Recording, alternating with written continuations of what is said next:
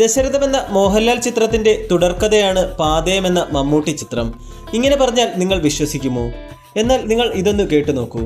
ലോഹിതദാസ് എന്ന എഴുത്തുകാരന്റെ മികച്ച രചനകളാണ് മോഹൻലാലിന്റെ ദശരഥവും മമ്മൂട്ടിയുടെ പാതയവും.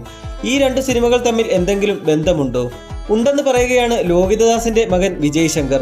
സ്നേഹബന്ധത്തിന് മുന്നിൽ രക്തബന്ധം തോറ്റുപോകുന്ന കഥയാണ് ഇരു ചിത്രങ്ങളിലെയും. എന്നാൽ അതിനപ്പുറം ചില വാദങ്ങൾ നിരത്തി ദശരഥത്തിന്റെ തുടർച്ചയാണ് പാതയമെന്ന് സ്ഥാപിക്കുകയാണ് വിജയ് ശങ്കർ. അനുഗ്രഹീത കലാകാരനായിട്ടുള്ള ലോഹിതദാസിന്റെ മകൻ വിജയ് ശങ്കർ ലോഹിതദാസ് കുറച്ചു കാലങ്ങൾക്ക് മുമ്പ് സോഷ്യൽ മീഡിയയിൽ പങ്കുവച്ച ഒരു കുറിപ്പിന്റെ തലക്കെട്ടിങ്ങനെയാണ്: ലോഹിതദാസ് എഴുതിയ നുണയും ദശരഥവുമെന്ന്. ഈ ഒരു കുറിപ്പിൽ പറഞ്ഞിരിക്കുന്നത് ദശരഥം എന്ന സിനിമയുടെ തുടർക്കഥയാണ് മമ്മൂട്ടി ചിത്രമായിട്ടുള്ള പാതയമെന്നാണ്. ഈ ഒരു കുറിപ്പ് നിങ്ങൾ പൂർണ്ണമായിട്ടൊന്ന് കേട്ടു നോക്കുക. എന്നിട്ട് നിങ്ങളുടെ അഭിപ്രായങ്ങൾ നിങ്ങൾ കമൻറ്റ് ബോക്സിൽ രേഖപ്പെടുത്തുക. വീഡിയോ തുടർന്ന് കാണുന്നതിന് മുന്നേ ചാനലൊന്ന് സബ്സ്ക്രൈബ് കൂടി ചെയ്യുക. വിജയ് ശങ്കർ ലോഹിതദാസിന്റെ വാക്കുകളിലേക്ക് നമുക്കൊന്ന് കടക്കാം. ഏതൊരു മലയാളി പ്രേക്ഷകനെ പോലെ എനിക്കും ഏറെ പ്രിയപ്പെട്ട സിനിമയാണ് ദശരഥം. എല്ലാം ഉണ്ടെങ്കിലും ഒന്നുമില്ലാത്തവനായ രാജീവ് മേനോൻ, ഭ്രാന്തമായ താല്പര്യങ്ങളും കുസൃതികളും നിറഞ്ഞ ഒരു ചെറുപ്പക്കാരൻ. ഞാൻ ജനിക്കുന്നതിന് മുന്നേ വെള്ളിത്തിരയിൽ വന്ന സിനിമയാണ് ദശരഥം. ആ കഥയിലേക്ക് നയിച്ച ത്രെഡ് എവിടുന്നാണ് കിട്ടിയത് എന്ന് ഒരു ലേഖനത്തിൽ എഴുതിയത് വായിച്ചിട്ടുണ്ട്. പണ്ട് ചാലക്കിടയിൽ ഒരു ക്ലബിന്റെ പ്രവർത്തനവുമായി അനുബന്ധിച്ച് ആർട്ടിഫിഷ്യൽ ഇൻസെമിനേഷൻ നടത്തുവാൻ വേണ്ടി യൗവനകാലത്ത് ഒരു ഡോക്ടർ മുഖാന്തരം അച്ഛൻ ബീജം നൽകിയിട്ടുണ്ട്. അത് ആരാണ് സ്വീകരിക്കുന്നതെന്ന് നമുക്ക് അറിയാൻ കഴിയില്ല. എങ്കിലും ആരാണത് സ്വീകരിക്കാൻ പോകുന്നതെന്ന് അറിയുവാനുള്ള ആഗ്രഹത്തിന്റെ പുറത്ത് ഒളിഞ്ഞും മറഞ്ഞും ചുറ്റിത്തിരിഞ്ഞിട്ടുണ്ട്. അതാണ് ദശരഥത്തിലേക്ക് വഴിവെച്ചത്. തിയേറ്ററിൽ പരാജയമായിരുന്ന ദശരഥമാണ് പിൽക്കാലത്ത് മലയാളത്തിലെ ക്ലാസിക്കായി മാറിയത്. ഒരിക്കൽ രാജുവേട്ടനുമായി ഒരു സംവാദത്തിനിടയിൽ ദശരഥം വിഷയമായി വന്നു. പ്രശസ്ത സംവിധായകൻ മണിരത്നത്തിന്റെ കൂടെ അദ്ദേഹം രാവണൻ എന്ന സിനിമ ചെയ്യുമ്പോൾ മണിസാർ പറഞ്ഞുവത്രേ മലയാളം സിനിമ കണ്ട ഏറ്റവും മികച്ച തിരക്കഥയാണ് ദശരഥമെന്ന്. കാലങ്ങൾക്കും കാലഘട്ടങ്ങൾക്കും അതീതമാണ് ആ തിരക്കഥ. വ്യക്തിപരമായ അഭിപ്രായത്തിൽ പറഞ്ഞാൽ മോഹൻലാൽ എന്ന നടന്റെ ഏറ്റവും മികച്ച അഭിനയ മുഹൂർത്തങ്ങളുള്ള സിനിമയാണ് ദശരഥം. എല്ലാവർക്കും ഒരുപക്ഷെ മനസ്സിലേക്ക് വരുന്നത് ക്ലൈമാക്സ് രംഗം ആയിരിക്കാം. പക്ഷെ എനിക്ക് അതല്ല. നെടുമുടി വേണു അവതരിപ്പിച്ച കറിയാച്ചനെ ബാറിൽ കൊണ്ടുപോയി വയറു നിറച്ച് കള്ളു വാങ്ങിക്കൊടുത്തതിനു ശേഷം തൊമ്മിയെ എനിക്ക് തരുവോ, കറിയാച്ചന്റെ മോൻ ആ തടിയൻ തൊമ്മിയെ എന്ന് ചോദിക്കുന്നുണ്ട്. പ്രതികരണം ഒരു ചിരിയിലാണ് തുടങ്ങുന്നതെങ്കിലും ഇല്ല എന്നാണ് മറുപടി. എന്റെ തൊമ്മിയെ കൊടുത്തിട്ട് ഞാൻ എന്തിനാണോ അപ്പനാന്നും പറഞ്ഞ് ജീവിക്കുന്നത്? ഒരപ്പനും അതിന് സാധിക്കില്ല. തനിക്കത് മനസ്സിലാവില്ല. തന്റെ കുഴപ്പമല്ല, തനിക്ക് ബന്ധങ്ങളുടെ വില മനസ്സിലാവില്ല.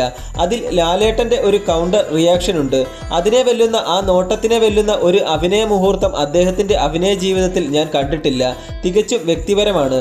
അതും ഞാൻ ചേർക്കുന്നു. അച്ഛൻ്റെ മരണശേഷം ഒരുപാട് പേർ ദശരഥത്തിന് ഒരു രണ്ടാം ഭാഗം എന്ന ആശയവുമായി ബന്ധപ്പെട്ടിട്ടുണ്ട്. ത്രെഡായും തിരക്കഥയുമായും വരുന്നവരുണ്ട്. പക്ഷേ ഒരു രണ്ടാം ഭാഗം എനിക്ക് സങ്കല്പിക്കാൻ പോലും കഴിയുന്നില്ല. കാരണം മറ്റൊന്നുമല്ല, ദശരഥത്തിന് രണ്ടാം ഭാഗം ലോഹിതദാസ് തന്നെ എഴുതിയിട്ടുണ്ട്. എല്ലാവരും കണ്ടതുമാണ്. അച്ഛൻ്റെ ലേഖനങ്ങൾ കോർത്തിണക്കി കഥയുടെ കാണാപ്പുറങ്ങൾ എന്ന പേരിൽ ഒരു പുസ്തകമുണ്ട്.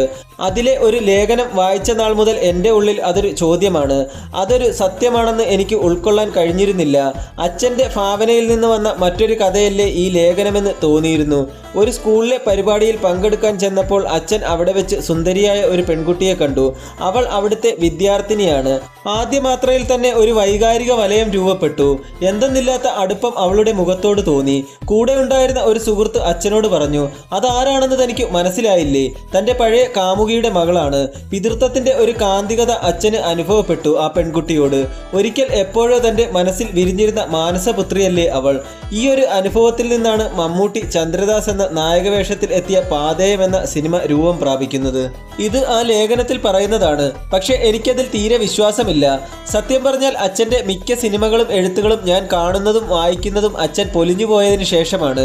എനിക്ക് ചോദ്യം ചെയ്യാൻ കിട്ടിയിട്ടില്ല അച്ഛനെ. പക്ഷെ ആ മനസ്സ് എനിക്കറിയാം. ആ ലേഖനത്തിൽ കുറിച്ച വാക്കുകൾ ഭാവന മാത്രമാണ്. അമ്മയോടും ഞാൻ ചോദിച്ചു. അങ്ങനെ ഒരു കാമുകിയുടെ മകളെ കണ്ട ഒരു സന്ദർഭം അച്ഛന് ഉണ്ടായിട്ടില്ല എന്ന് തന്നെയാണ് അമ്മയും പറഞ്ഞത്. ഞാൻ എഴുത്തുമായിരിക്കുന്ന വേളയിലാണ് വർഷങ്ങൾക്ക് ശേഷം പാതയം വീണ്ടും കാണാൻ ഇടയായത്. എന്നത്തെക്കാളും ചന്ദ്രദാസ് എൻ്റെ മനസ്സിൽ സ്ഥാനം പിടിച്ചു. എഴുത്തിന് അത് ഭംഗം സംഭവിച്ചെങ്കിലും ഇഷ്ടത്തോടെ ആ കഥാപാത്രത്തെ മനസ്സിൽ കൊണ്ടു നടന്നു ദിവസങ്ങളോളം. ഒടുവിൽ ഞാൻ കണ്ടെത്തി, പഴയ കാമുകിയുടെ മകളെ കണ്ട ലോഹിതദാസിൻ്റെ മനസ്സിലെ പിതൃവാത്സല്യം അല്ല പാതയത്തിൽ ചെന്നെത്തിച്ചത്. അത് രാജീവ് മേനോൻ ആണ്. മുൻപ് ഞാൻ എഴുതിയ ഒരു ലേഖനത്തിൽ പരാമർശിച്ചിട്ടുണ്ട്, എഴുതിയ കഥാപാത്രങ്ങൾ അച്ഛനെ വേട്ടയാടാറുണ്ടെന്ന്. അങ്ങനെ ഉള്ള ഒരു സന്ദർഭത്തിൽ നിന്നാണ് പാതയത്തിലെ ചന്ദ്രദാസും പിറവിയെടുക്കുന്നത്. രാജീവ് മേനോൻ ഇന്ന് എവിടെയാണ്? അയാളുടെ ചിന്തയും മാനസികാവസ്ഥയും എങ്ങനെയായിരിക്കും? ഒരുപക്ഷെ അയാൾ ആ കുഞ്ഞിൻ്റെ പിതൃത്വം അവകാശപ്പെട്ട് വീണ്ടും ചെന്നാൽ എന്ത് സംഭവിക്കും? അതാണ് പാഥേയം. ഇന്നും നഷ്ടപ്പെട്ടു പോയ മകനെ ഓർത്ത് ഉരുകി നീറുന്ന രാജീവിനോട് സഹതാപം തോന്നി ആ മകൻ ഒരുപക്ഷെ കൂടെ പോയേക്കാം. അല്ലെങ്കിൽ നിയമസാധ്യതകൾ വളരെയേറെ ഉണ്ട്. ഇന്ന് വാടകയ്ക്ക് ഒരു ഗർഭപാത്രം എന്ന ആശയത്തിന് നിയമസാധ്യത ഇല്ലെന്ന് പറഞ്ഞാണ് ദശരഥത്തിൽ കേസ് കോടതി തള്ളിക്കളയുന്നത്. പക്ഷേ ഇന്ന് അയാൾക്ക് പിതൃത്വം അവകാശപ്പെടാം. ഏതൊരു ടെസ്റ്റും അയാൾക്ക് അനുകൂലമാണ്. ബയോളജിക്കലി രാജീവാണല്ലോ കുട്ടിയുടെ അച്ഛൻ. ആ മകൻ രാജീവിൻ്റെ കൂടെ പോവുകയാണെങ്കിൽ അയാളുടെ അവസ്ഥ കണ്ട് സഹതപിച്ചോ അല്ലെങ്കിൽ കോടതി വിധി പ്രകാരമോ എന്തുമാകട്ടെ പിന്നീട് എന്ത് സംഭവിക്കാം? അതാണ് പാഥേയം. സ്നേഹബന്ധത്തിന് മുന്നിൽ രക്തബന്ധം തോറ്റുപോകുമായിരുന്നു. ഇന്നോളം താൻ അച്ഛനെന്ന് വിളിച്ച സ്നേഹിച്ച മുരളി അവതരിപ്പിച്ച കഥാപാത്രത്തെ ഒരിക്കലും രാജീവിന് മറികടക്കാൻ ആവില്ല ഒരർത്ഥത്തിലും. ഞാൻ അമ്മയോടും ചക്കരയോടും പറഞ്ഞു, പാഥേയം ദശരഥത്തിൻ്റെ 2ാം ഭാഗമാണ്. ഒരു നിമിഷം ആലോചിച്ച ശേഷം അമ്മയും പറഞ്ഞു, അതെ, ദശരഥത്തിൽ നിന്ന് ആകെ കടം കൊണ്ടത് ഒന്ന് മാത്രമാണ്. ആനിയെപ്പോലെ തന്നെ നാളെ മുരളി അവതരിപ്പിച്ച കഥാപാത്രവും ആ മകനെ സ്നേഹിച്ചു തുടങ്ങും എന്നത് ഉറപ്പാണ്.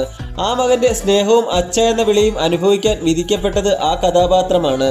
അതിലെ ഭാഗ്യവാനായ ആ കഥാപാത്രത്തിൻ്റെ പേരാണ് പാഥേയത്തിൽ ലാലു അലക്സ് അവതരിപ്പിച്ച ഹരികുമാര മേനോൻ്റെ മുന്നിൽ തോറ്റുപോകുന്ന ജൈവപിതാവിന് കൊടുത്തിരിക്കുന്നത്. ചന്ദ്രദാസ്.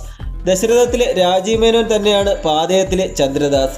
ദശരഥത്തിൻ്റെ തുടർക്കഥയാണ് പാഥേയം. സ്നേഹബന്ധത്തിന് മുന്നിൽ രക്തബന്ധം തോറ്റുപോകുന്ന കഥ. ഇങ്ങനെയാണ് വിജയശങ്കർ ലോഹിതദാസ് പറയുന്നത്. നിങ്ങളുടെ അഭിപ്രായത്തിൽ ദശരഥമെന്ന മോഹൻലാൽ ചിത്രത്തിൻ്റെ തുടർചിന്തയിൽ നിന്നാണോ പാഥേയം എന്ന ചിത്രം ഉണ്ടായത്? നിങ്ങളുടെ അഭിപ്രായങ്ങൾ നിങ്ങൾ കമൻറ്റ് ബോക്സിൽ രേഖപ്പെടുത്തുക. കൂടാതെ ഇന്നത്തെ വീഡിയോ ഇഷ്ടപ്പെട്ടെങ്കിലൊന്ന് ലൈക്ക് ചെയ്യുക, ചാനൽ സബ്സ്ക്രൈബ് ചെയ്ത് ഒന്ന് സപ്പോർട്ട് ചെയ്തു തരിക.